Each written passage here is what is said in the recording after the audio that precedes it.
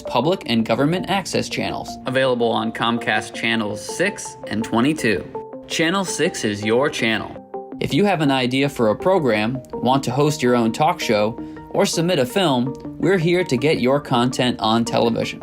On Channel 22, we bring you live and replay coverage of government meetings and other town updates. A third channel, Blue Hawk Media, is operated by SAU 16 and can be found on Channel 8, with all your school sports, events, and meetings.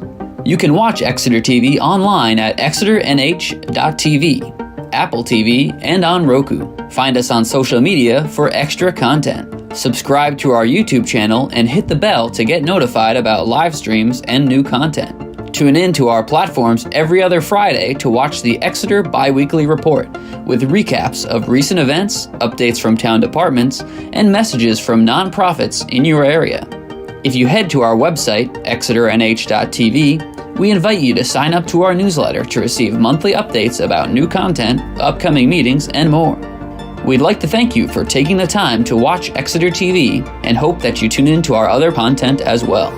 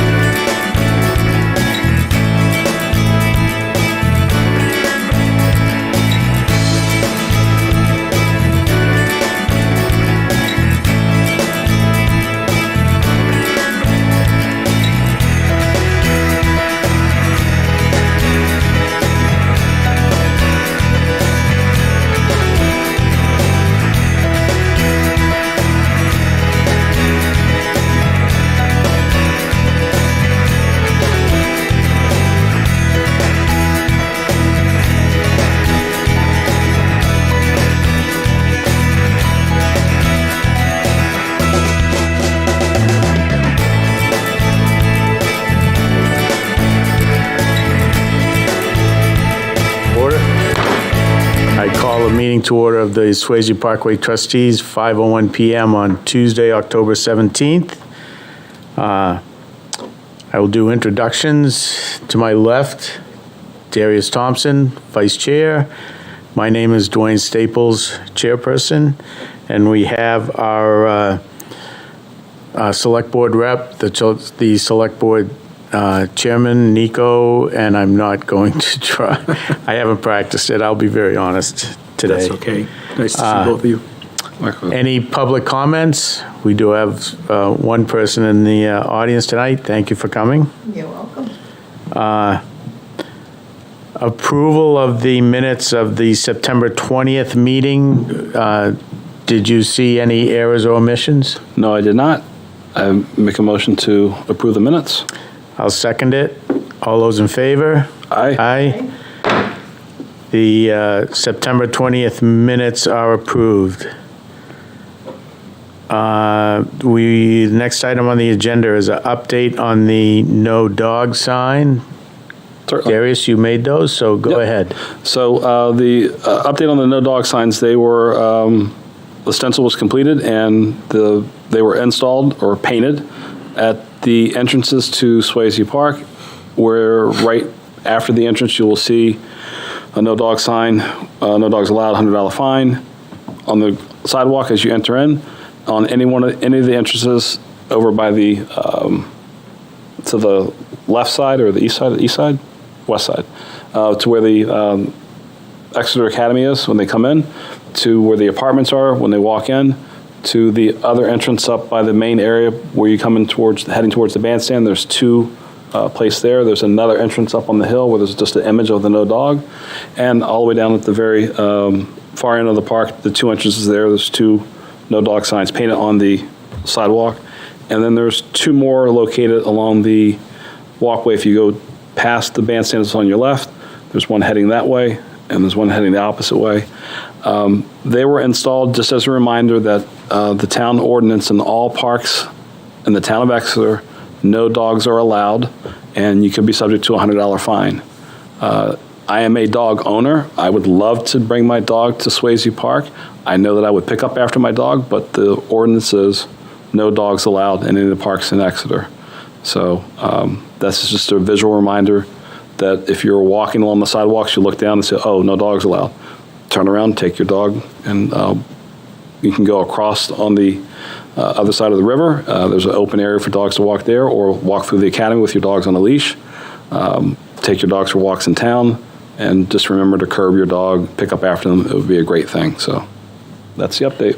I did see where those were painted. They look nice.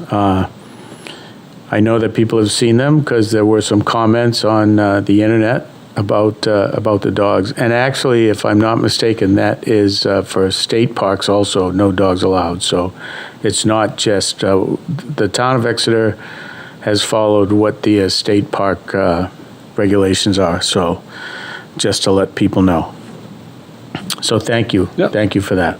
No problem. The next item on the agenda is the turnaround. I know that I had contacted both you and Dave that had been laid out before the powder keg.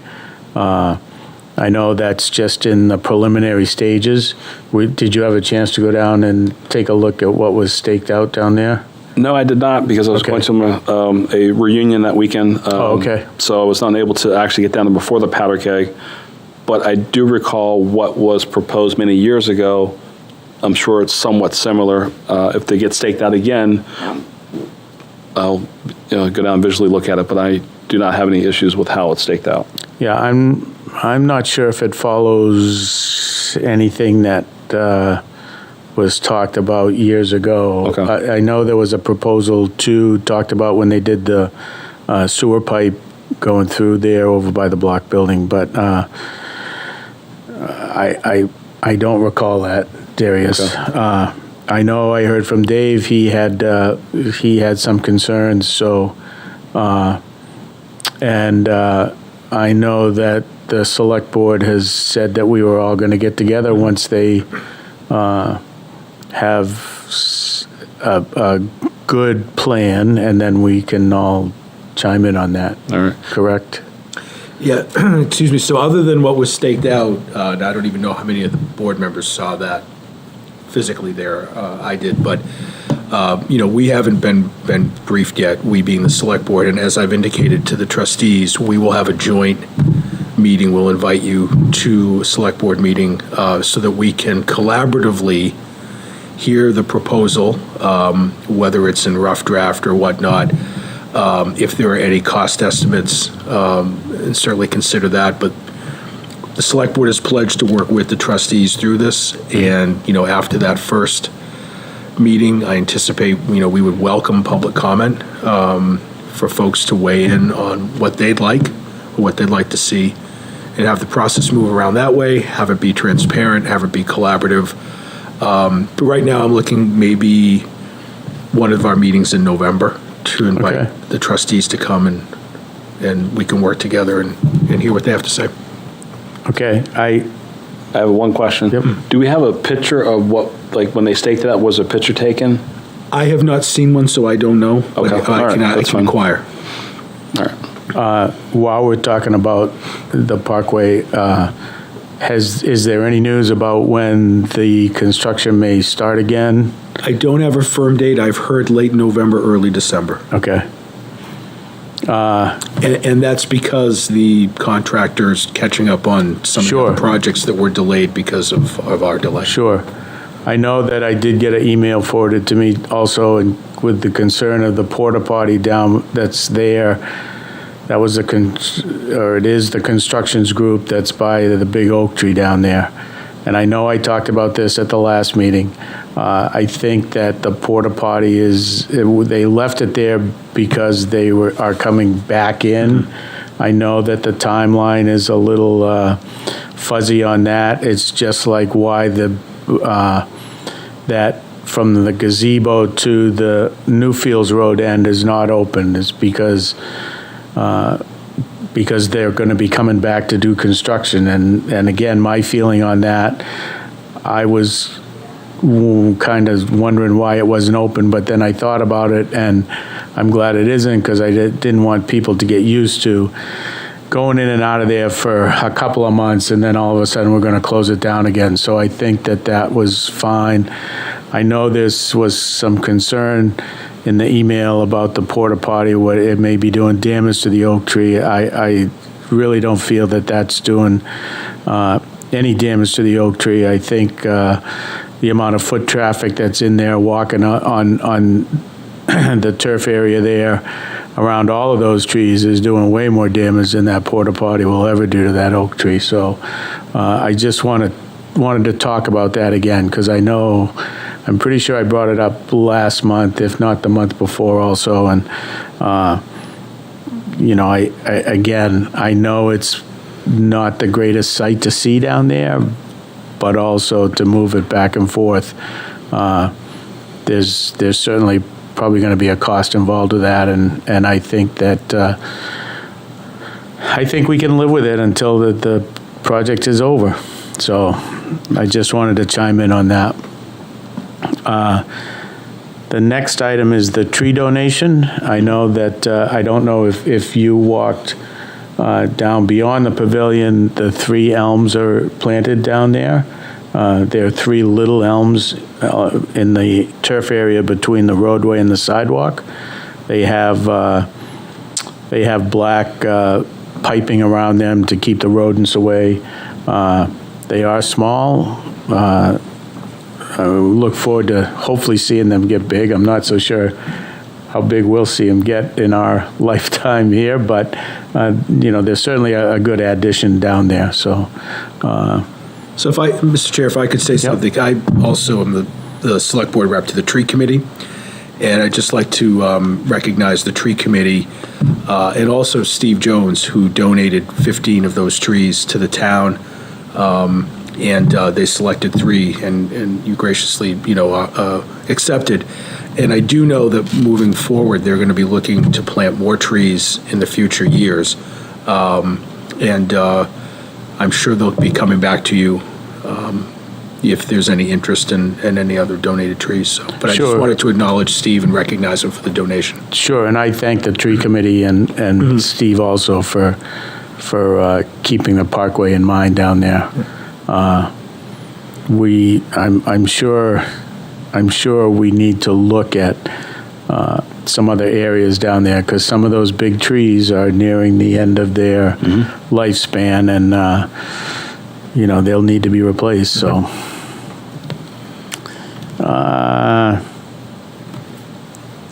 next item on the agenda is the planting along the fence behind the Harris Center. I know the stumps have been ground.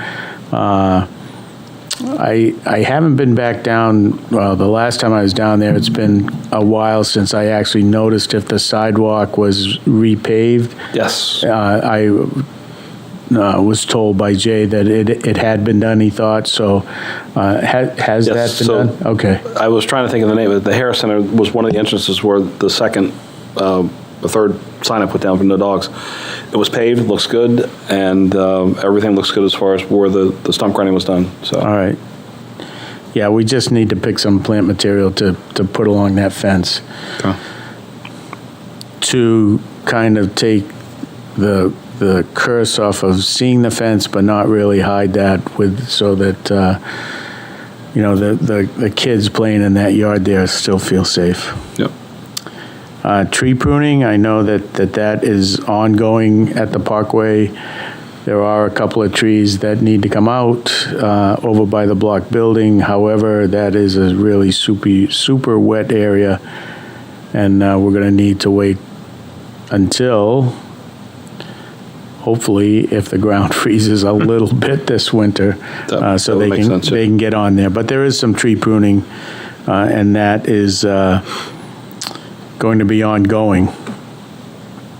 Okay. Next item on the agenda is the landscape maintenance bid dates. That has been put out.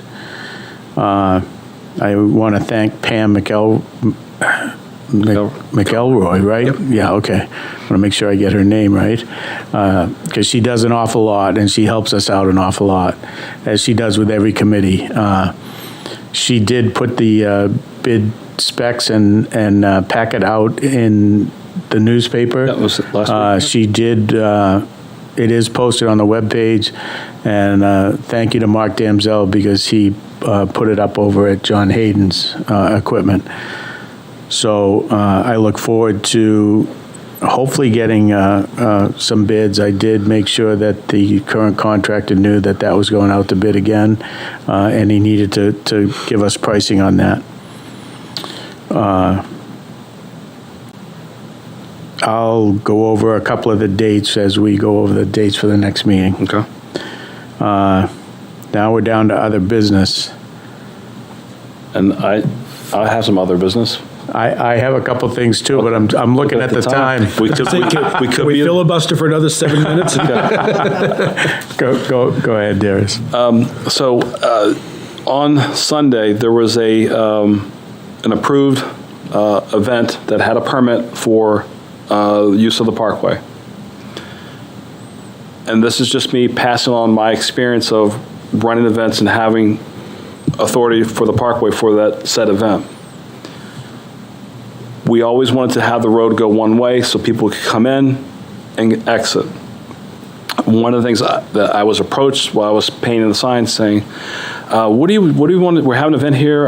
We have a permit for it, and we want to let people in this entrance and down at the other entrance. We want to have them come in this way. I said, well, if you're going to do that, you could either tell people to go down the other end, even though it says it's one way, have them come in because the road is yours for the day.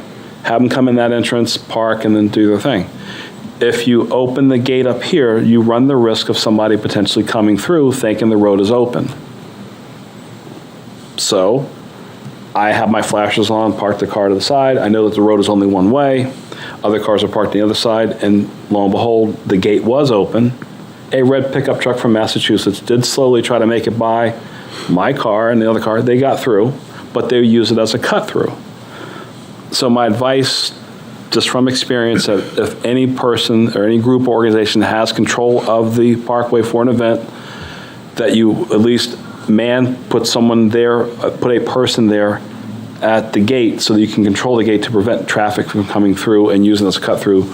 Luckily, there's no accident, no issues, but it's just a safety awareness. So hopefully, as events continue to happen, they will heed the advice. So that's all. Yeah, I was downtown on Sunday. I noticed there was an event in there, and we don't automatically get that anymore from the Park and Rec. They have a calendar that you have to go on and check. Where we used to get a monthly calendar of what the events were. What I've told our landscape person is, once you go into the barricade, through the barricade, just put the barricade back. So, I don't know. Maybe it's a tweak that needs to be made on the application. But again, I think that's something that I think that's one thing that probably needs to be discussed once we discuss all the rest of the turnaround and That's a good suggestion. And the one way and all that. When did you stop getting the calendar? Oh, it's been Years? Yeah, it's been at least Really? a year or so, yeah. In all fairness, though, I did get an email saying that I don't remember if it's a Google Calendar or exactly what it is. And to be truthful with you, I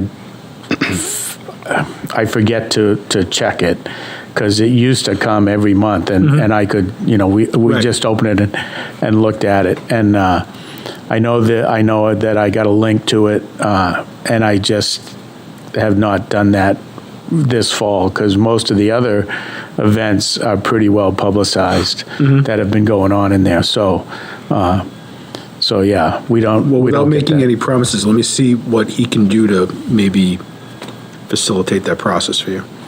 Yeah, like I said, You should know. I knew it was. I knew that they tweaked the process. I just. I think they changed systems or. Yeah, I didn't keep up with that. So just as a suggestion that they could use, for any event that's scheduled, they can send out a reminder for 2 weeks ahead of time or 3 weeks ahead of time to send out a reminder, hey, this event is coming up, and then versus a schedule is great, it's there, but not everyone's going to go to that link. But when they set them up, they can say, all right, Swasey trustees, let them know who's, and Yeah. that's an easy way to do it. So. Yeah. All right.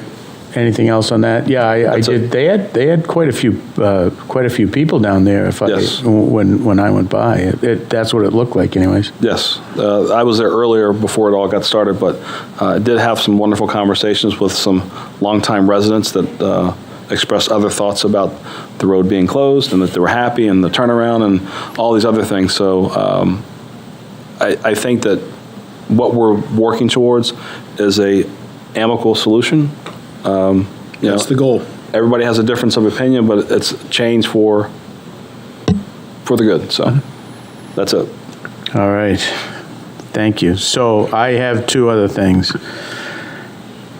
On the Newfields Road end of the Parkway, on that piece of lawn that's on the other side of Norris Brook, it has grubs, and you can see the grub damage. The crows have been in there.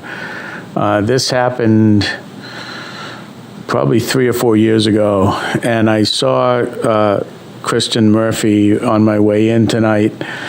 I have contacted BioSpray to treat that, which we did the last time. They'll treat it with Dilox. They have to kind of play with the weather, so I'm sure they'll be out probably Thursday or Friday before it rains, because that chemical needs to be watered in. It only has a 48-hour shelf life. It's relatively safe when used as directed. You get about a 75 to 80% kill with it. So that will knock that grub population down. What we did the last time was on the areas, I think there's 3 areas that I saw Sunday, when I went by. We just kind of raked any of the turf back, because if you've ever seen the crow do that, it's kind of like a rototiller, and, and then I asked her, because the last time we did that, we used like a starter winterizer fertilizer on that to get the roots to grow a little bit quicker and get established. I understand what the setbacks are for, using any type of fertilizer and all, but that's a low nitrogen, and that's what we did the last time. And Kristen asked, what did we do the last time? And I told her we did that. So she said we could do that again. We could do that this time. So, and it's just that piece of turf. It's not nowhere else in the parkway. So, so we're going to have that treated, and we can fertilize that, and that should be okay come spring. Okay. The other thing is we found an irrigation leak. Greg had asked me to use the water spigot over by Water Street. Went and turned that on. There was a leak in the irrigation pipe close to the sidewalk. Thank you to the water department, Steve Dalton, Steve Tucker, and there was another man there who I forget his name, but they came down, they put a quick fix in there. We'll have that fixed, but I have to have the irrigation blown out now because we charged that line. So they're going to be blowing that out at the end of the week and doing a permanent fix on that leak. I do know that the clock is not the greatest, so maybe we can look at replacing that clock when there's any construction down there. I did remind Jay also that there's irrigation in that area across. I think from where that was staked out, they should be far enough away from that irrigation, but I know there's got to be a wire that runs there somewhere for the valves. So this is probably a good time to get that squared away. So again, we found this irrigation leak, and we haven't run the irrigation for a couple of seasons now. So it was just. As Murphy's Law, it was just a pinhole that bubbled up to the surface. So we'll have that. And again, the irrigation person that we use is supposed to be there Friday. So as we look at the turnaround and the irrigation system, do you think it might be a good time to kind of map out almost like a GIS, like where everything is, so that we know going forward where things are and where they've been laid, so that we don't... The best we can. Right. I remember when they redid that, I kind of know where everything runs parallel to the road. I think there's there's three pipes, there's 7 zones. We can certainly, run that also and see where the zones run.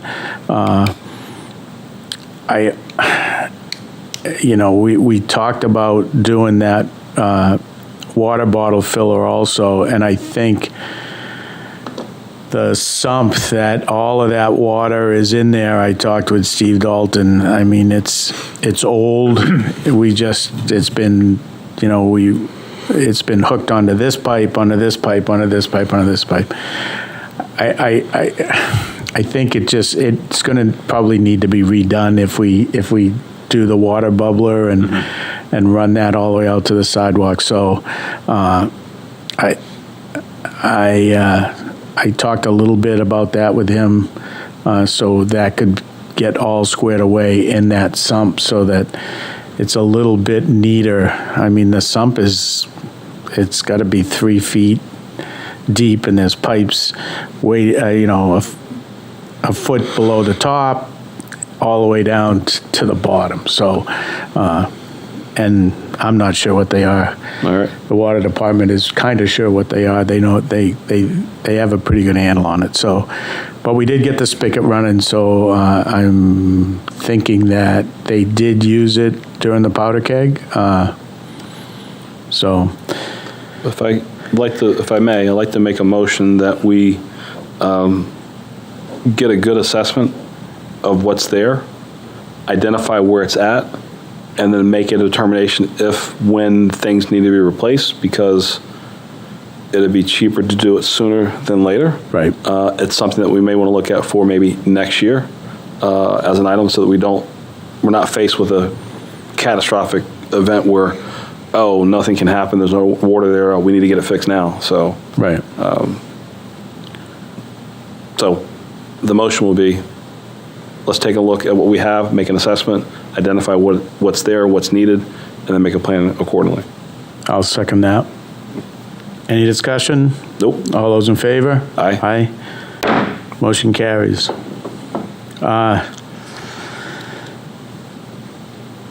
So that's all that I had for other business. If I could have a moment of personal privilege to ask a question of the chair, could we have a public comment section reconsidered? Because we had an attendee that joined late. I don't know if he wants to make a public comment or no.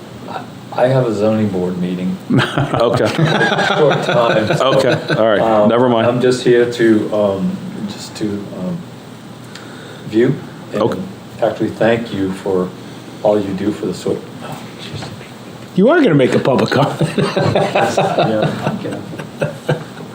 Hi, how you doing? Yeah, I just, walking up to my office and thought I'd stop in, and an opportunity to thank the trustees for what they do, and the Parkway looks really good, and keep up the good work.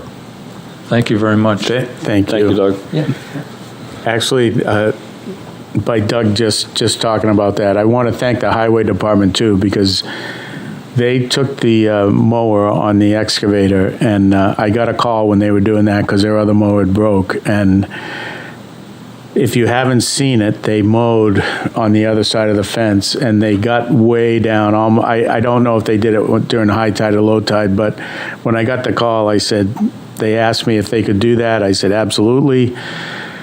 Go down as far as you can, because I can remember, again, years ago, when my company used to take care of that, we would go in at low tide and we would cut all the way down to the bottom of that revetment.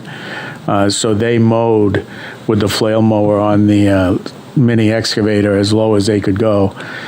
They put planking down. They really did a nice job, so I need to thank the highway department. Doug, I'm glad you got up there, because I totally didn't have that in my notes. I apologize for that. All right, so now we're down to the next meeting date. That's going to be November 15th. Okay. And that's also going to be the date for opening the bids for the Parkway maintenance. We're going to do that at 4 p.m. in Pam's office as usual. And then the trustee meeting will be scheduled for 4:30 Sounds good. on November 15th. And then I'd like to get Dave's input on this too, but usually December, we don't meet at all. There's certain events that occur in town that require our attention, so I am all in favor of no meetings in December. So am I. So, all right, great. So that brings us to item number 13, adjourn. I hereby make a motion to adjourn the meeting. I second. Any discussion?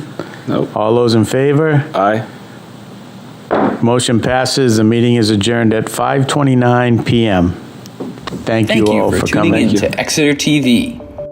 Exeter TV is the town's public and government access channels, available on Comcast Channels 6 and 22. Channel 6 is your channel. If you have an idea for a program, want to host your own talk show, or submit a film, we're here to get your content on television. On Channel 22, we bring you live and replay coverage of government meetings and other town updates. A third channel, Blue Hawk Media, is operated by SAU 16 and can be found on Channel 8, with all your school sports, events, and meetings.